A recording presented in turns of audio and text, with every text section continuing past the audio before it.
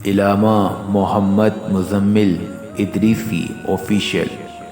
Like and subscribe for more Islam related videos. الحمد للہ رب العالمین والعاقبۃ للمتقین والصلاة والسلام علی سید الاولین والآخرین حبیبنا وحبیب رب العالمین وعلی آلہ واصحابہ اجمعین. اما بعد فقد قال اللہ تبارک و تعالی فی کلامہ المجید والفرقان الحمید. بسم اللہ الرحمن الرحیم. سبحان الذی اسری بعبدہ لیلا من المسجد الحرام الی المسجد الاقصی الذی بارکنا حولہ لنریہ من آیاتنا انہ هو السمیع البصیر. صدق اللہ العظیم. اللہم صل علی سیدنا مولانا محمد وعلی آل سیدنا و مولانا محمد وبارک وسلم. بلغ العلا بکمالہ کشف الدجا بجمالہ حسنت جمیع خصالہ صلو علیہ وآلہ. رات گرامی، اللہ تبارک و تعالیٰ نے اپنے محبوب رحمت عالم نور مجسم شفیع اعظم صلی اللہ علیہ وسلم کو بے شمار کمالات، فضائل و معجزات عطا فرمائے. ان میں سے ایک کمال، ایک معجزہ جو اللہ رب العزت نے اپنے پیارے محبوب صلی اللہ علیہ وسلم کو عطا فرمایا، وہ آپ کا معجزہ معراج ہے. قرآن حکیم میں دو مقامات پر اس کا تذکرہ فرمایا. سورہ بنی اسرائیل کی پہلی آیت کریمہ میں مسجد حرام سے مسجد اقصیٰ تک کے سفر کو اللہ تبارک و تعالیٰ نے بیان فرمایا، اور پھر سورہ نجم کی ابتدائی آیات میں مسجد اقصیٰ سے لامکان کی وسعتوں میں جانے اور وہاں سے واپس تشریف لانے کے سفر مبارک کو بیان فرمایا. قرآن حکیم کا وہ حصہ جسے مسجد حرام سے مسجد اقصیٰ تک کا جو سفر ہے، اس کا انکار کفر ہے، اور پھر مسجد اقصیٰ سے لامکان کی وسعتوں اور پھر وہاں سے واپسی کو اشاروں اور کنایوں میں رب العزت نے بیان فرمایا ہے. اس کا انکار دلالت اور گمراہی ہے. معجزہ کہتے ہیں عجز البشر بکمالہ، ایسے کمال کو جس کمال کی وجہ سے انسانی عقل عاجز آ جائے.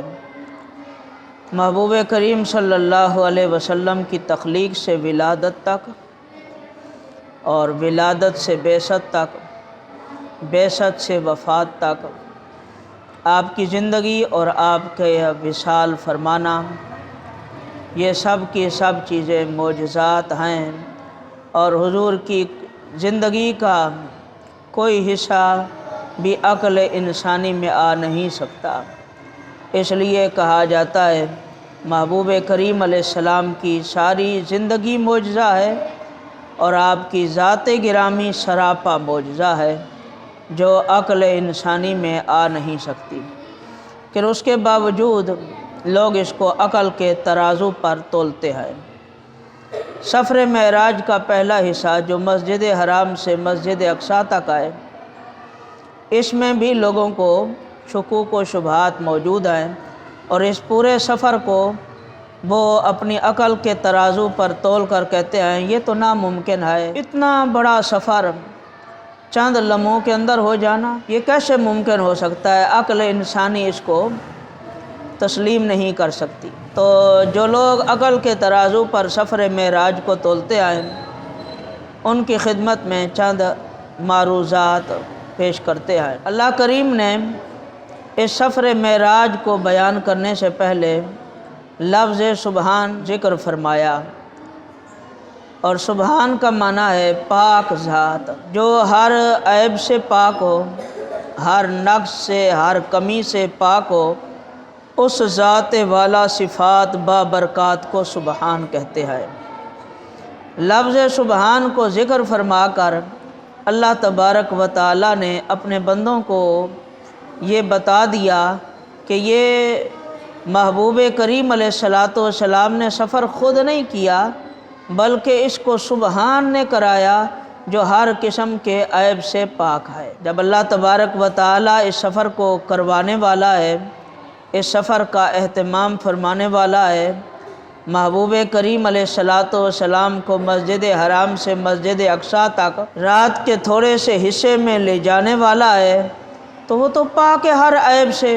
جب پاک اور بے عیب ذات اس سفر معراج کو کرانے کا دعویٰ کر رہا ہے تو اس میں کیا شک ہو سکتا ہے، جس کی شان یہ ہے جب وہ کسی شے کا ارادہ فرمائے تو کن کے لفظ سے شے کو عدم سے وجود عطا فرما دیتا ہے۔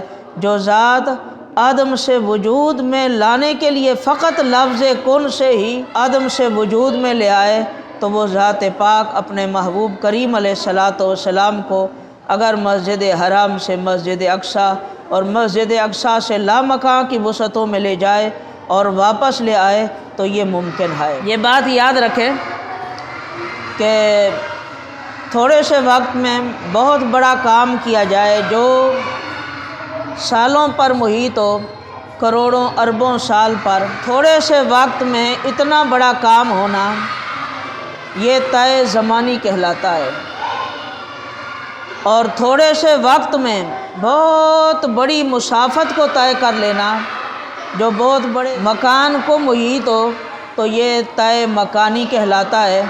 طے زمانی بھی ثابت ہے اور طے مکانی بھی ثابت ہے۔ تھوڑے سے وقت میں بہت بڑے کام ہو جانا، بہت بڑا عرصہ گزر جانا یہ بھی ثابت ہے، اور بہت سارا سفر طے کر لینا یہ بھی ثابت ہے۔ قرآن حکیم میں ان دونوں چیزوں کا ذکر موجود ہے کہ بہت بڑا عرصہ ایک تھوڑے سے وقت میں گزر جائے، کہ وہ بظاہر تو وقت تھوڑا سا ہے لیکن عرصہ اس میں بہت سارا گزر گیا، یہ بھی قرآن حکیم سے ثابت ہے۔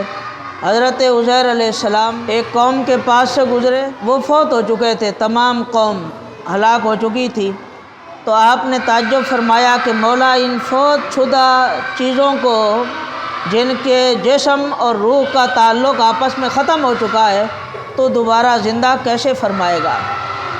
تو اللہ کریم نے حضرت عزیر علیہ السلام پر موت کو طاری فرما دیا۔ 100 سال تک آپ سوئے رہے، آپ کے ساتھ آپ کا پانی بھی تھا، کھانا بھی تھا، اور آپ گدھے پر سوار تھے۔ 100 سال کے بعد جب آنکھ کھلی، آپ کا پانی بھی صحیح پڑا تھا اور کھانا بھی صحیح تھا، اور گدھے کی طرف جب توجہ کا فرمائی تو اس کا گوشت جو ہے وہ گل سڑ چکا تھا اور ہڈیاں بھی اس کی بوسیدہ ہو چکی تھی۔ تو جب انہوں نے یہ دیکھا تو اللہ کریم نے پیارے نبی حضرت عزیر علیہ السلام سے فرمایا، کم لبثت، اے عزیر تو کتنی دیر یہاں رہا؟ قال لبثت یوما او بعض یوم، تو حضرت عزیر علیہ السلام نے فرمایا، یا اللہ کہ میں ایک دن یہاں ٹھہراؤں گا یا ایک دن کا کچھ حصہ ٹھہراؤں گا؟ قال بل لبثت 100 عام، تو اللہ کریم نے فرمایا، اے پیارے آپ اس جگہ پر 100 سال ٹھہرے آئے۔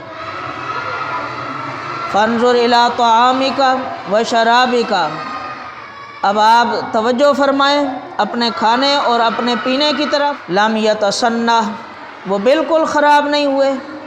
وانظر الی حمارک ولنجعلک آیۃ للناس وانظر الی العظام کیف ننشزها ثم نکسوها لحما، اور آپ دیکھیں اپنے اس گدھے کی طرف، یہ بوسیدہ ہو چکا ہے، اب آپ دیکھیں گے کہ کس طرح ہم ان کی ہڈیوں کو دوبارہ جوڑیں گے اور پھر اس پر گوشت چڑھائیں گے۔